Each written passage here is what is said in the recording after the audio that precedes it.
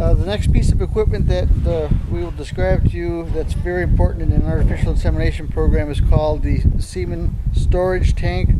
There are various manufacturers of these tanks and they come in different capacities, and what we mean by capacity is two things. The capacity or the length of time that it will keep your product frozen within the tank, that's one. And the second capacity we're talking about is the number of straws that each tank can hold as a maximum fill. And usually that's a trade-off. If you have a longer storage time, a longer freezer time between fills, you have less space on the inside, so you're able to keep fewer straws of semen in the tank. Conversely, if you have more space on the inside but the less nitrogen, you are only less insulation in the wall is what I mean. You are able to keep that more straws in there, but for a shorter period of time. So that's the trade-off that you have.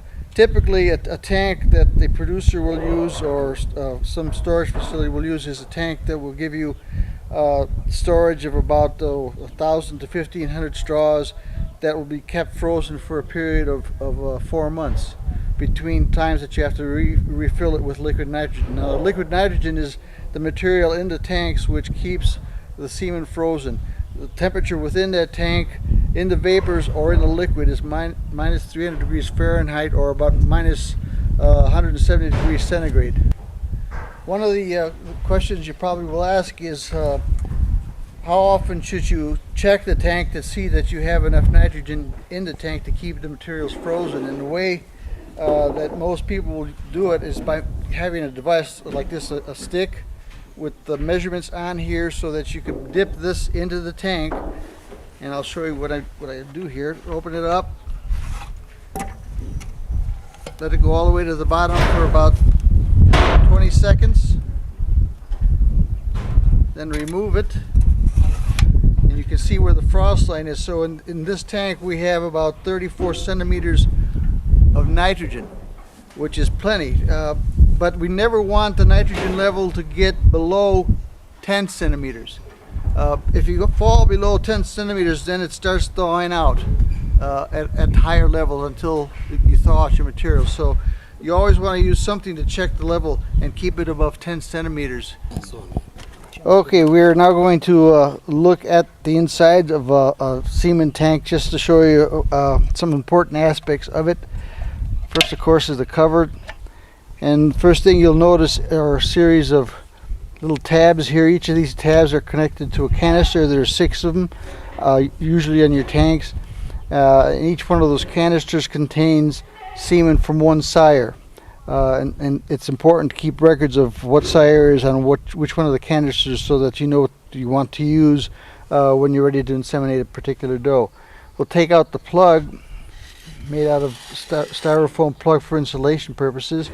And now if we look at the tank now on the inside, first thing you'll notice is, of course, the vapors coming up, which is the liquid nitrogen. But on the back side of this wall here, you'll see a white line. That's the freeze line. Everything below that vapor white line is minus 175 degrees centigrade and frozen. So you want to be able to work on the semen below that line, so none of the semen thaws when you're trying to remove it from the tank. And then if we look more closely at a canister, and I'll pull it up and keep it below the frost line, you'll see that there are the straws of semen in the canister below the frost line. Okay, now the thing that you want to do is you always want to keep enough nitrogen in the tank so that those remain frozen for an extended period of time. So you want to check that tank regularly, as we indicated before, using some device to measure the depth of the nitrogen that you have in the tank.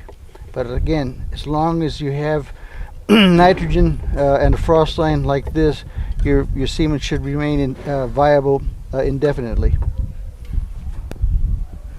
Okay, what we're going to do now is demonstrate how to remove a straw of semen from the tank, and you'll notice that the tank has 6 little bars here representing a canister on the inside.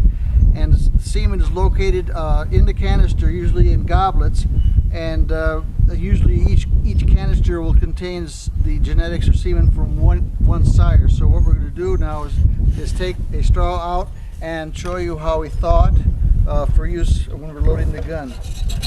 Okay, he's got it up here, and we're going to reach in there and get a straw out like so and deposit it into our thaw jar, which is at approximately 37 degrees Fahrenheit. Okay, and we leave it in there for about 15 to 30 seconds to thaw.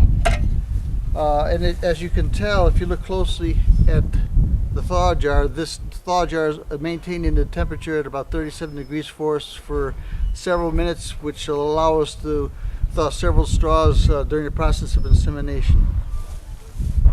Okay, now the semen is thawed. We remove it, dry off all the moisture from the outside of it, like so, and then cut off the plug end, like so, and then we are ready to again load our AI gun, like so, and put the sheath around it.